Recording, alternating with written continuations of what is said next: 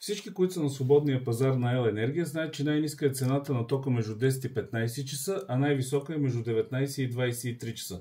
С помощта на универсално дистанционно за климатик може да намалите разходите за ел. енергия, като оптимизирате работа на климатиците в летните дни. Универсалното дистанционно, което държа в ръката си, позволява закрепване на таван, като с едно дистанционно може да управлявате климатици в радиус от 6 метра. Ако е офис, може да създадете рутина, която да изключва климатика в 18 часа и да го включва в 8 часа сутринта.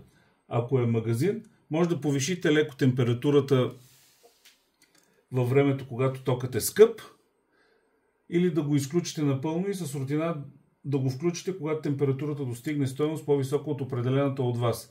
В приложението може да гледате и движението на температурата за последните 24 часа.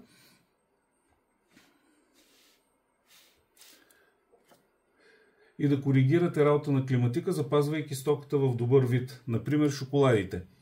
Ако искате да оптимизирате разходите за охлаждане, може да поръчате универсално дистанционно със сензор за температура и влажност от нашия сайт. Линк ще намерите в описанието към видеото.